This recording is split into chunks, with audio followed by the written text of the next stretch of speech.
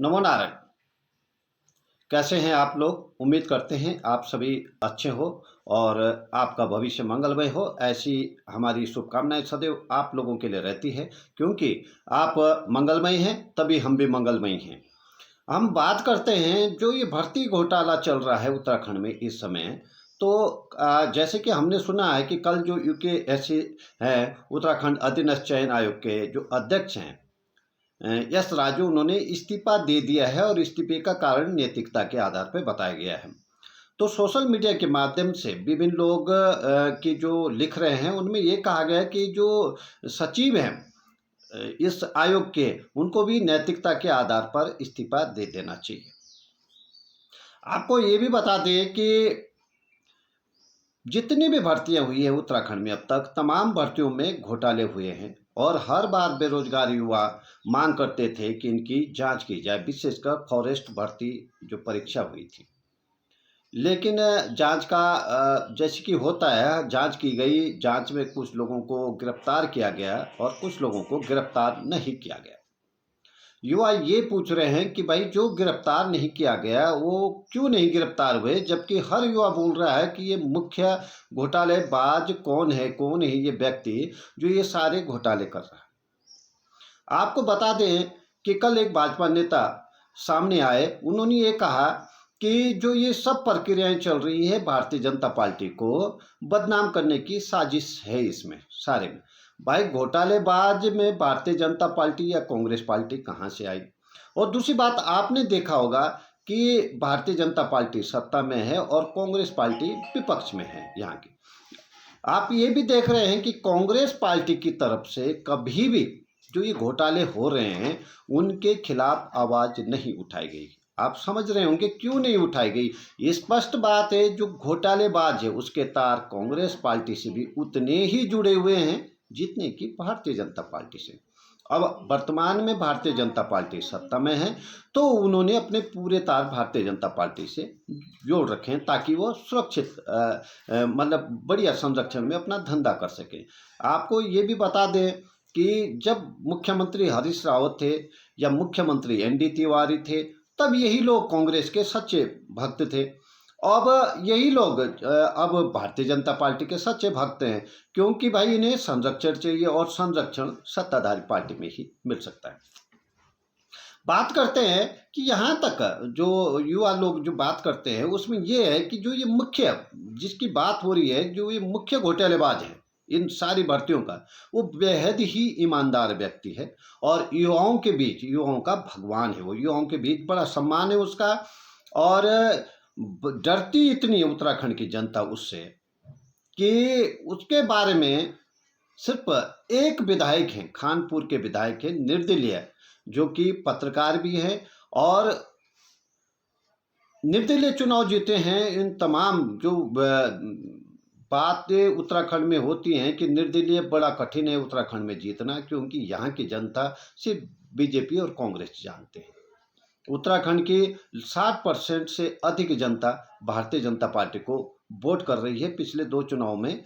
और यानी कि यहाँ का 10 में से 6 आदमी, छठा आदमी यहाँ बीजेपी को मानता है, बीजेपी वाला है, चाहे वो ईमानदार है या ईमानदार नहीं है, वो बीजेपी को ही वोट करता है 10 में से 6।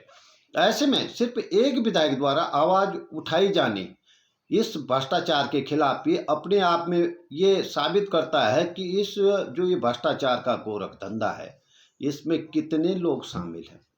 यानी पूरा उत्तराखंड ही शामिल है, क्योंकि जो ये व्यक्ति है मुख्य आरोपी, ये खुलेआम धमकी भी देता है कि मैं ऐसे लोगों को कोर्ट में घसीटूंगा, क्योंकि उसे पता है पूरी उत्तराखंड की मशीनरी इस एक व्यक्ति ने खरीद रखी है। कैसे खरीदी आपको बता दूं इसका अर्थशास्त्र। ये उदाहरण के लिए कोई भर्ती निकली कि इसमें ये 100 आदमियों से इसने 15-15 लाख लिए, यानी कि, और 15-15 लाख जब इसने लिए हैं तो होता क्या कि भाई उस भर्ती में इसने 5 आदमी सेलेक्ट कराए, 10 आदमी सेलेक्ट कराए, जो भी है, तो उनके पैसे तो इसके हो गए। जो शेष बचे 90 आदमी, अब उनके पैसे ये बड़ी ईमानदारी से वापस कर देता है। वो कैसे करता है कि किसी का 6 महीने में करता है, किसी का 1 साल में करता है, किसी का 1.5 साल में, किसी का 2 साल, किसी का हाँ, और चाहे कितना भी लेट करे, आपके पैसे आप तक पहुंच जाते हैं। तो लोग इस पर बहुत भरोसा करते हैं कि इससे बड़ा ईमानदार कोई नहीं उत्तराखंड में, जो पैसे वापस कर देता है। और इन्हीं पैसों के मार्फत इसने एक बहुत बड़ा साम्राज्य स्थापित कर दिया है उत्तराखंड में। बहुत बड़ी प्रॉपर्टी खड़ी कर दी, यानी कि अगर ये कहें ऑफ द रिकॉर्ड में कहूं तो ये आज के डेट में, आज की तिथि में उत्तराखंड का सबसे बड़ा उद्योगपति ये व्यक्ति है, क्योंकि सबसे बढ़िया धंधा इसका चल रहा है। और सवाल ये भाई, इससे डरता पूरा उत्तराखंड है। क्यों डरता है? क्योंकि आपको बता दूं कि जो उत्तराखंड की मशीनरी है न, चाहे न्यायपालिका हो चाहे कार्यपालिका हो, इसमें क्षेत्र विशेष यानी कि 2 जनपदों का दबदबा है। मतलब 2 जनपदों से आने वाले लोग पूरे उत्तराखंड में शासन करते हैं। शासन मतलब अप्रत्यक्ष या प्रत्यक्ष रूप से शासन करते हैं। इन्हीं के बीच में से मंत्री बनते हैं, इन्हीं के बीच में से संतरी बनते हैं। चाहे आप आयोग में जाओ, आयोग के सदस्य भी इन्हीं के बीच में से होते हैं, चाहे आप न्यायपालिका में जाओ। अब जाहिर सी बात है कि घोटाले में इन 2 जनपदों के लोग सबसे ज़्यादा शामिल होंगे।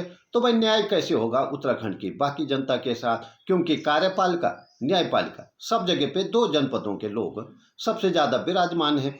और जो घोटाले के तार हैं वो भी 2 जनपदों के लोगों पर ही सबसे ज़्यादा जुड़े हुए हैं। और जो नौकरियों में लगे हैं, इन्हीं 2 जनपदों के लोग ही सबसे ज़्यादा लगे हुए हैं। तो कैसे उत्तराखंड में न्याय होगा? किससे उम्मीद करे उत्तराखंड की जनता कि न्याय होगा?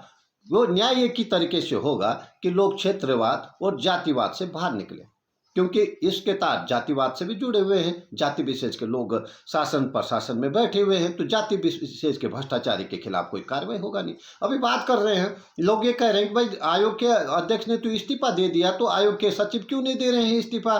नैतिकता कहाँ गई? नैतिकता का पाठ पढ़ाया जा रहा है उनको। अब वो बोल रहे भाई अब आप नैतिकता के पाठ पढ़ा रहे हैं, बताइए अब नैतिकता कहाँ रह गई उत्तराखंड में? नैतिकता होती किसी के अंदर तो इतने घोटाले होते। ये घोटाले हो क्यों रहे? नैतिकता ही नहीं है। अरे नैतिकता होती तो हम बोलते हैं यार कि भाई देखो, जो व्यक्ति मेहनत कर रहा है उसे निकलने दो यार, जो जिस पद के काबिल है उसे निकलने दो उस पद के लिए। अब भाई काबिल को तो हम पीछे कर रहे हैं, तो नैतिकता कहाँ रही? बताइए ना। तो मेरा अनुरोध है, जो युवा लोग हैं जिनके पास तमाम सबूत हैं, जो ठगे गए हैं, वो सामने आए। क्योंकि इस बार ये भ्रष्टाचारी अगर गिरफ्तार नहीं हुआ, जैसे कि उम्मीद व्यक्त की जा रही है कि ये कुछ न कुछ मैनेज कर लेगा, क्योंकि इसके पास अब इस काली कमाई से बहुत रुपए हैं, यानी कि अरबों रुपए हैं, किसी को भी खरीद सकता है। और ये हमें मांग करनी चाहिए कि इसकी जांच सीबीआई से हो, निष्पक्ष हो। और ये भारतीय जनता पार्टी या कांग्रेस की बात नहीं है, ये पूरे उत्तराखंड की है। यद्यपि हम जानते हैं कि जो भ्रष्टाचारी हैं, जो इसमें मुख्य रूप से जो संलिप्त हैं, उन लोगों के तार उतने ही भारतीय जनता पार्टी से जुड़े हैं जितने कि कांग्रेस पार्टी से। तो मेरा जो तमाम उत्तराखंड के युवा हैं, मैं ये कहता हूं कि यार कब तक डरेंगे? अब मुकदमे का डर दिखाया जाता है कि जी हम मुकदमा कर देंगे, और जाहिर बात है वो सही दिखा रहे हैं, उन्हें पता है कि पैसा तो उनके पास है। भाई मुकदमा लड़ने के लिए भी पैसा चाहिए, तो पैसा इनके पास है, सब कुछ इनके पास है, तो न्याय इनके पास है। ये दावा कर रहे हैं। लेकिन अगर हम जाग गए हैं तो ऐसा नहीं है।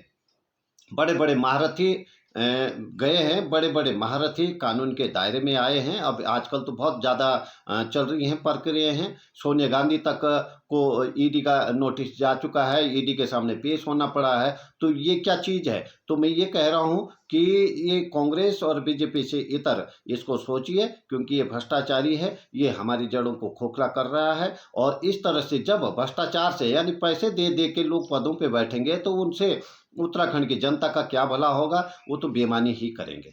तो इन्हीं शब्दों के साथ अभी हम आपसे विदा लेते हैं। अगली जो भी हमारी पेशकश होगी, जो भी खोज होगी, जो भी रहस्य होंगे, उनसे पर्दा उठाते हुए हम फिर आपके पास लौटेंगे। तब तक के लिए आपसे विदाई लेते हैं। आपका दिन शुभ हो। नमो नारायण।